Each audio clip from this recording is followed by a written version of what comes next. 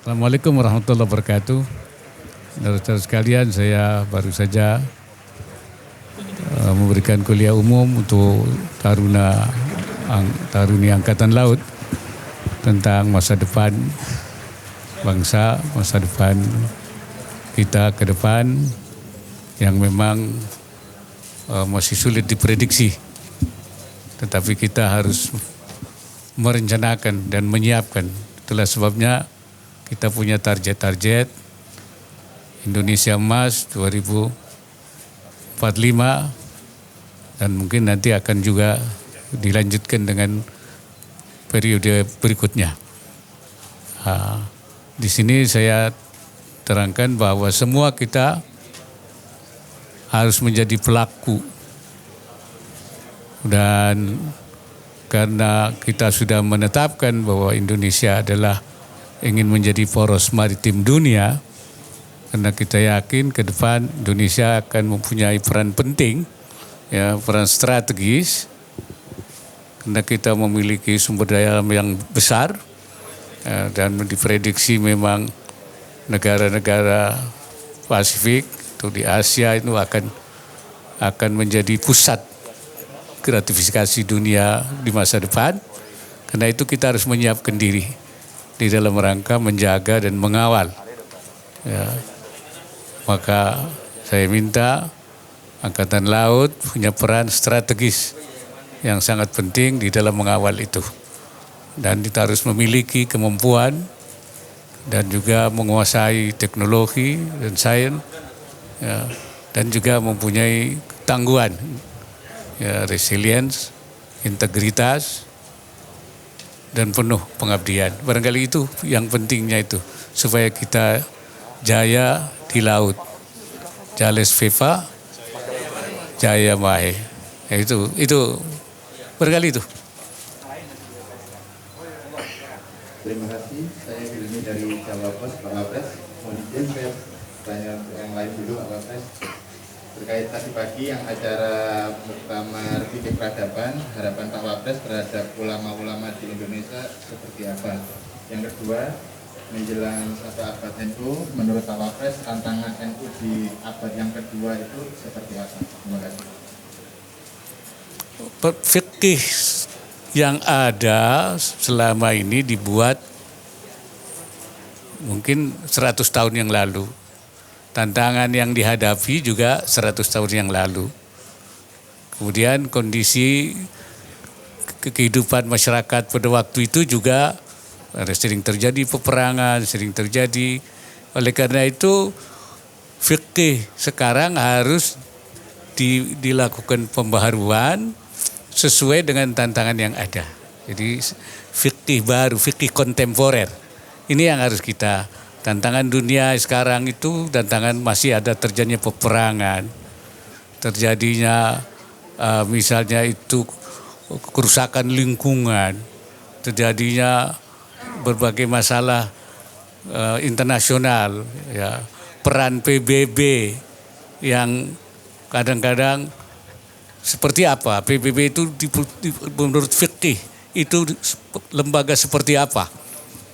Saya mengatakan bahwa PBB itu harus diakui sebagai kesepakatan dunia.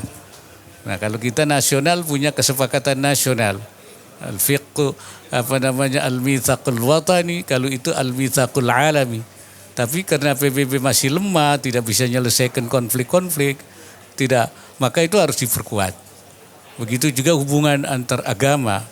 Dulu itu ada seperti salin permusuhan. Ya, itu saya kira sudah tidak tepat lagi.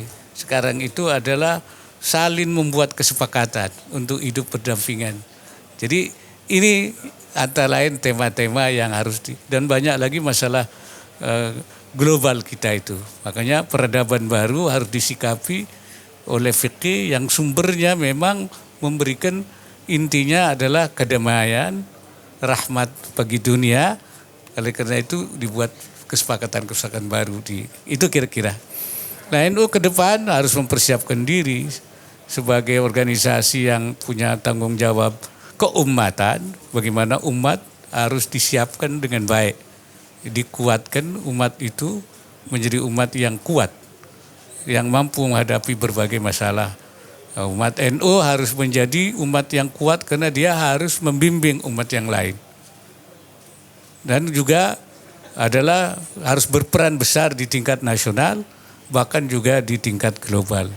Nah, salah satu yang peran global itu, salah satunya sekarang ini fikih peradaban, ini untuk memberikan kontribusi pemikiran terhadap bagaimana menyikapi keadaan dunia. Kira-kira begitu ke depan. Izin Pak, saya Farida di MNC Pak, terkait keamanan laut ya Pak. Bagaimana pemerintah terutama dalam hal ini Angkatan Laut ya Pak, untuk menjaga kedaulatan laut kita dari kapal asing yang masuk dan dari pencurian ikan ya Pak. Kemudian yang kedua, alat deteksi tsunami yang dikelola oleh BRIN yang tersebar di sejumlah titik dikabarkan mati. Dan hal itu dikabarkan adanya keterbatasan anggaran. Padahal potensi tsunami di Indonesia rawan potensi akan tsunami gitu Pak. Respon Pak Wapres seperti apa? Saya kira alat-alat itu penting untuk diperbaiki ya. Karena kita negara yang sering terjadi tsunami. Nah, anggaran itu kan tidak harus sekaligus, kan bisa tetapi penting peran itu, alat-alat itu harus ada. Paling tidak memberikan, ya berfungsi untuk memberikan aba-aba, ya apa namanya itu, ya peringatan dini, ya itu saya kira. Masalah Angkatan Laut seperti apa? Mungkin saya minta Pak Panglima atau Pak.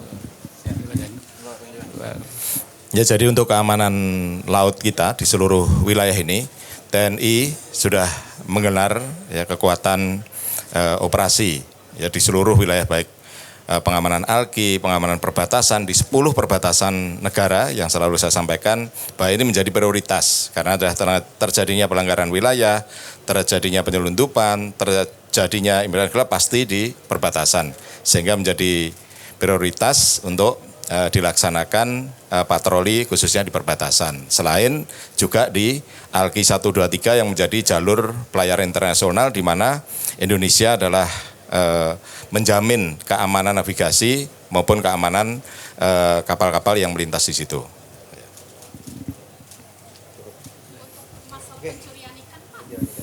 Ya, sampai saat ini ya pencurian ikan sudah minim lah, hampir tidak ada. Kalaupun ada itu pasti kan ada patroli yang selalu melaksanakan baik Bakamla, TNI AL, kemudian Polri dan semuanya kan semua menjaga laut kita. Dan untuk tahun ini ya masih hampir tidak ada pencurian ikan. Tapi kalau mungkin dokumennya nggak lengkap, nah itu masih terjadi dokumen-dokumen yang tidak lengkap.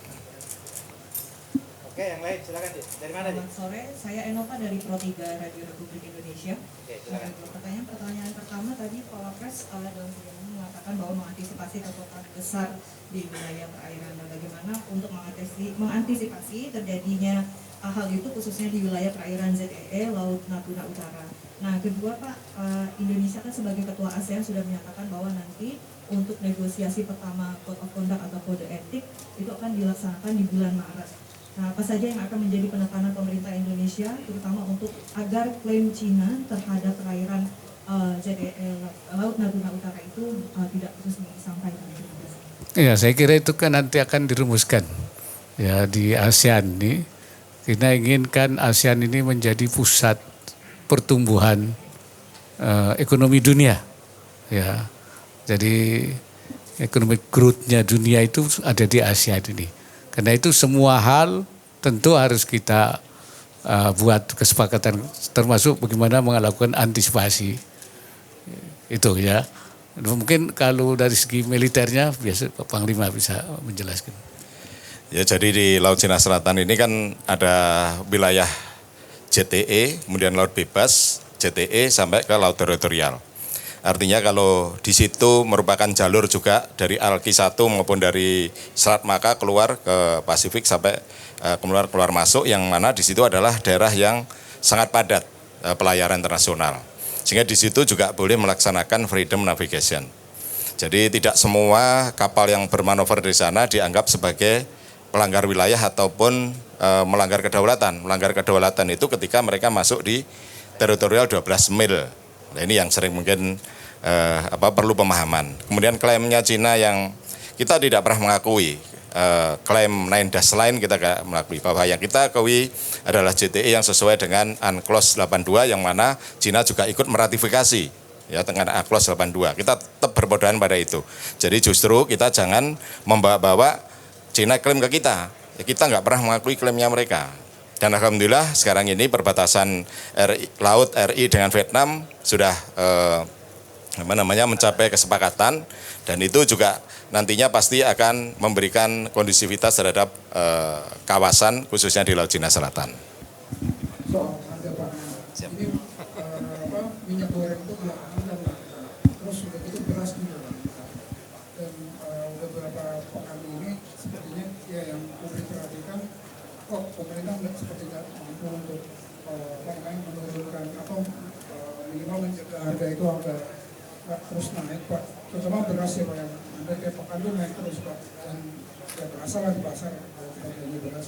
Nah ya harapan publik Pak, gimana Pak untuk supaya pemerintah itu benar-benar ya mampu menurunkan harga beras dan juga mengurangi kelangkaan minyak goreng itu Pak. Itu juga seperti ini mau puasa Pak. Menyalurkan operasi pasar Bulog. Ya, saya kira untuk mengatasi harga pangan itu kan ada dua. Pertama memang ada kelangkaan pangan ya.